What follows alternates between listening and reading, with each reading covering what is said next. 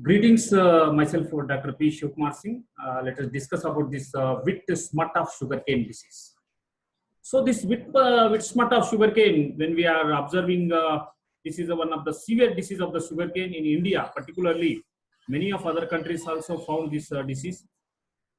Here, particularly when we are found this disease in everywhere of the India, and if you could see the host sugarcane plant, the tract through the intensity of the infection, it may be varying from place to place, and it's also depending on variety of this sugarcane, and even the cultivated cultural methods also dependent.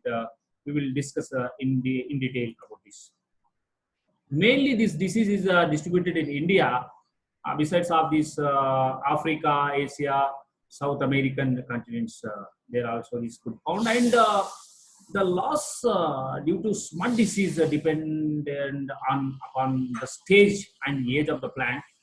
Also going to decide how much going to be disease going to be infected and loss productivity. During the early stages, about 40 to 60% of crop growth, when we could observe there, the complete loss, huge damage and severe disease is spreading also found.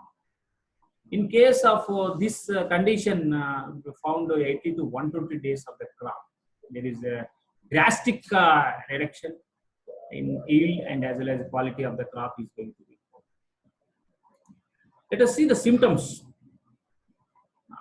When these types of infections and the pathogen is going to affect into the plant, at the growing axis are characterized by the production of long whip-like structure and dusty black shoots and several feet in length and much herbal on its surface.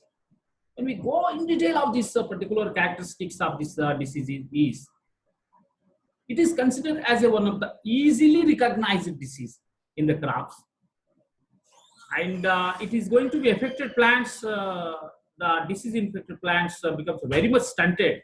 The central shoot is replaced by long whip-like structures when compared with others. This whip-like structure containing the dusty black structure on there and several feet in length for this dusty black structure.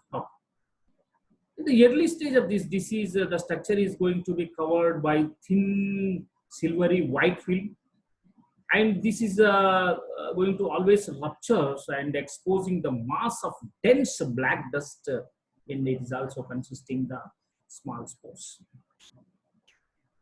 So the whip-like structure representing the central shoot with its various leaves, and it may be produced shoots that two variety of shoots that can produce, and that is considered as a ratoon crops are affected more. With a large percentage of shoots also found, and from this large percentage of shoots transformed into the whip-like structure. That whip-like structure is very important for the identification of diseases. Plant becomes very much stunted, and it's also containing a black whip, and that dwarf permanently seen in the field. This is one of the identification characteristics for this disease symptom. When it comes to this floral shoot that gets transformed into a long whip-like structure, whatever we have been discussed, and the whip is going to be covered by a silvery thin membrane, and that should be identification hint for the disease. Here we can see like whip-like structure, and even the stunted plants also found in the field. Let us see the casual organism, Histilago cytemnia. So Histilago cytemnia belongs to subdivision Basidiomycotina, order Histilaginales, and family Histilaginaceae. Whereas this mycelium infects the tissues of the host, there particularly below the whip smut and is intercellular spaces targeted. It is going to abundantly infected in the hyphae are primarily intercellular infection also found. When we are going to collect the dense mass at surface of the spore bearing areas of the shoots. And afterwards, this can also converted as a smut spores.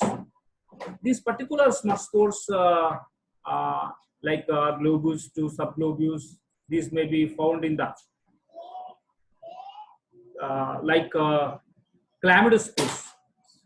From the chlamydospores, this can also produces the hyphal cells, the central tissue of the whip made of vascular fibrous mass in the host cells. These are always close together. These spores are like in a light brownish color, spherical.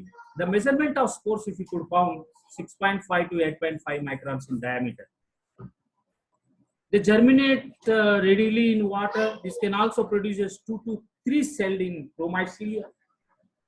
The sporidia can also arise as the terminally and then hyaline in the nature with the thill wall. And this can also found single cell and elliptical in the nature. Let us see the disease cycle. The sugarcane, this pathogen is going to be transmitted by the mycelium that is present in the cells from diseased plants. And it is also through the spores that bear in the soil. In the particular field, experiment have shown that the smut is going to be replicated by any one of the discussed aspects. This can also easily going to be transmitted. And here, these particular sporidia are going to be produces.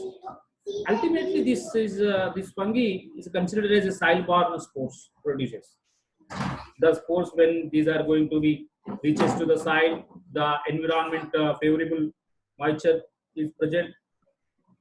The sporidia enters into the root from primordia of the sets. From there, the germ tubes also produces. The incubation period for the latter method of infection is very much long, whereas the fungal mycelium containing in the set of pores multiplies rapidly. And the young shoots are going to very much easily infected. From here, transformation them to the smutted whips also found. In a ratoon crop, the fungus also becomes a clumps. And here, this can also causes the production of large number of whips. Here we can also find some of secondary spread. The secondary spread is going to carried out by the spore disseminated in the field. When such a spores are fall down with the wounded parts of the cane or else in the soil, this condition can also favorable for the germinating and radially and causes the infection. Particularly the fungus attacks other Gramineaceae members, particularly this rapid infection of this disease found in Saccharum spontanum. Here, this disease is found as a potential source for the infection of this sugarcane plant. So when it comes to the common disease spreading factors, means through the planting sets of the smutted cones, spore borne on bonds, infection of bonds on standing canes also, and ratoon the smutted canes. For this particular aspect, the temperature also, the popular temperature, whatever optimized temperature is there for germinating of the spores, so that is about optimum 25 to 30 degrees centigrade. In this aspect, 100% relatively humidity is essential for spore germination. When it comes to the disease management or controlling measures, removal of infected or small whips, discovering this rotationing of the method, avoiding planting of sets from diseased canes, particularly chemical treatment also very much suggested for the sets before going to plant, and hot water treatment using of resistant varieties also suggested. Whereas here the controlling, avoiding the sets of these disease fields also chemical or hot water treatment is suggested very much. Whereas here, this common sugarcane resistant varieties like CO449, CO527, CO658, CO974, CO1148, CO6808, etc. These are very much resistant varieties. Whereas CO213, CO299, CO419, CO420 are high susceptible varieties to the smut particular disease. If Cajanus cajan is also grown as a companion crop between rows of the sugarcane, the secondary spread of disease is very much reduced. So that mixed crop of with the Cajanus cajan is suggestible for the controlling of secondary spreading of this disease. Thank you very much for listening of this.